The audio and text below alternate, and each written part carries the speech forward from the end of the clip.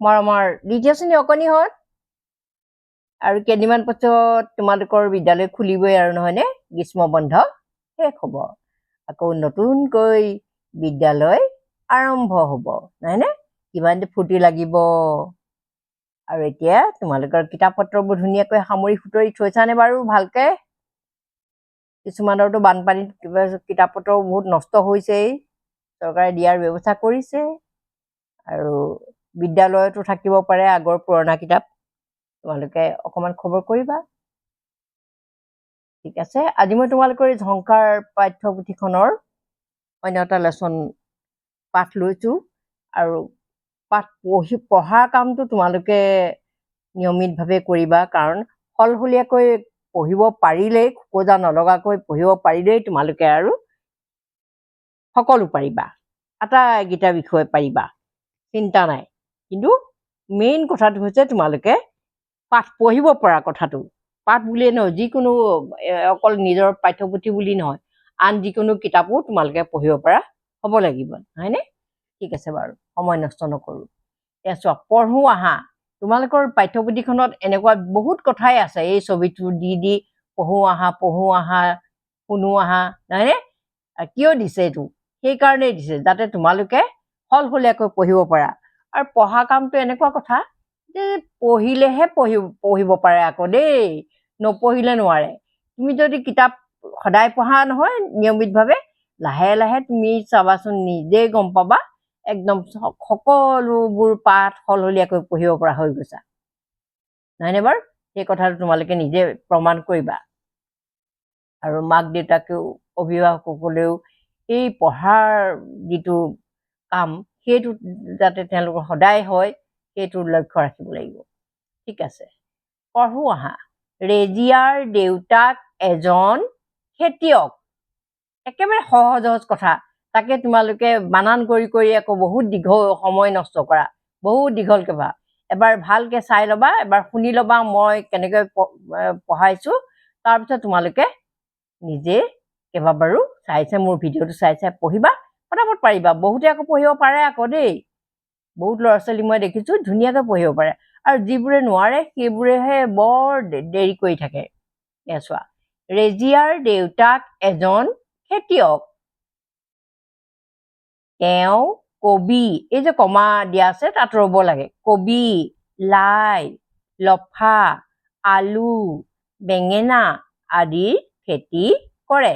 ৰেজিয়াৰ দেউতাক এজন কি খেতিয়ক নহয়নে আমি এটা কথা প্ৰশ্ন উত্তৰ পালোৱেই নহয়নে এই কথাবোৰ মনত ৰাখি যাবা খেতিয়ক তেওঁ কবি কি খেতি কৰে তেওঁ কবি লাই লফা আলু বেঙেনা আদিৰ খেতি কৰে এইটো মনত ৰাখিবা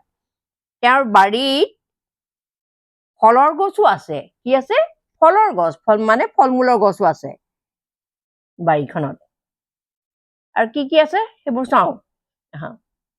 কল মধুৰিআম জলফাই গছেৰে বাৰীখন ভৰি আছে কিহে ভৰি আছে কল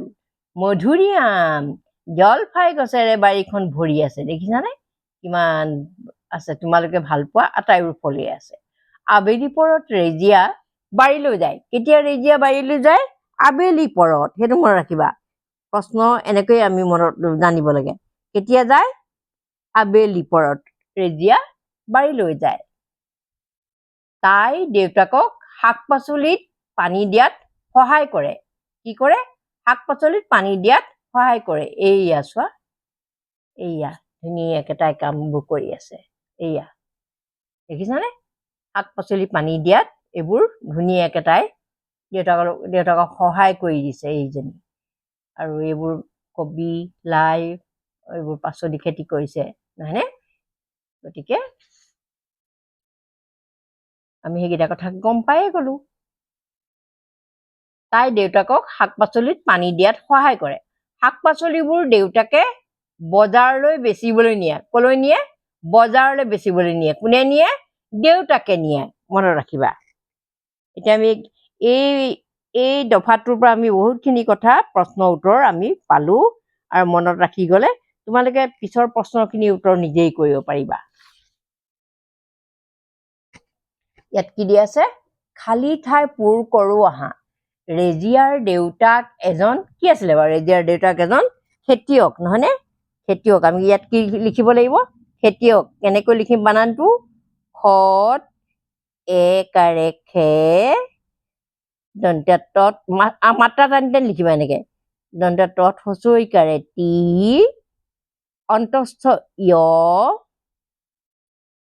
ক খেতিয়ক এনেকে ধুনীয়াকে লিখিবা খেতিয়ক ৰেজিয়াৰ দেউতাকৰ বাৰীত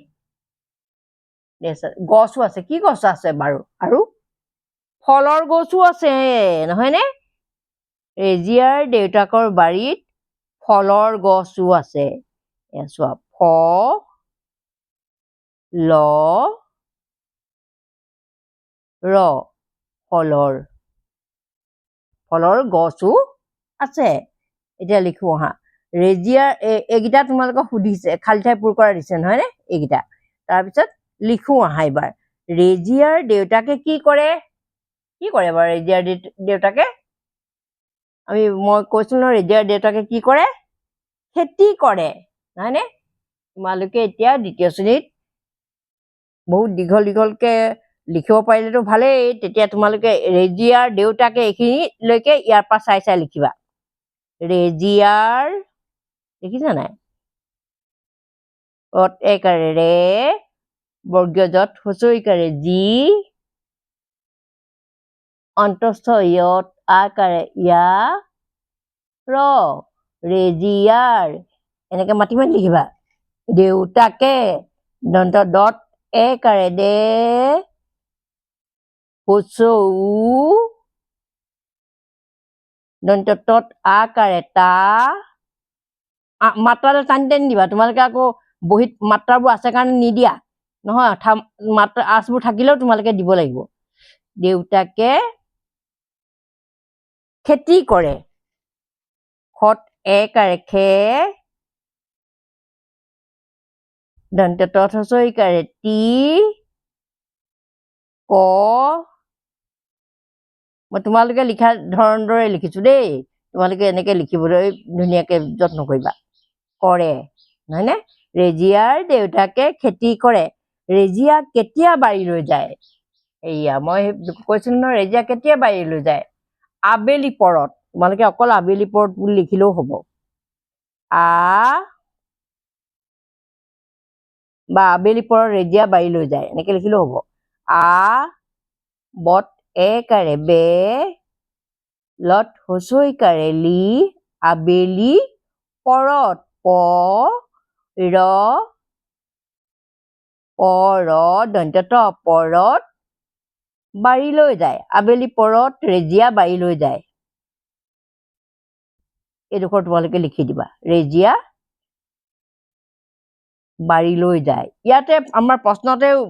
উত্তৰবোৰ থাকে মাত্ৰ আমাৰ এটা দুটা শব্দ সলনি কৰি লিখিলেই হৈ যায় তোমালোকে সেইটো ধৰণে লিখিবলৈ শিকিবা তাৰপিছত ৰেজিয়াৰ দেউতাকে শাক পাচলিবোৰ কিয় বজাৰলৈ নিয়ে ৰেজিয়াৰ দেউতাকে এইখিনিলৈকে লিখিবা শাক পাচলিবোৰ এইখিনিলৈকে লিখিবা তাৰপিছত কিয় নিয়ে বেচিবলৈ কিয়টো নিলিখিবা বেচিবলৈ বজাৰলৈ নিয়ে এইয়া এইখিনিতে আছে বেচিবলৈ বজাৰলৈ নিয়ে এনেকে তোমালোকে এইখিনি কৰি পেলাবাচোন ধুনীয়াকে এটা পাঠ খৰচি মাৰি শিকিব লাগে ঠিক আছে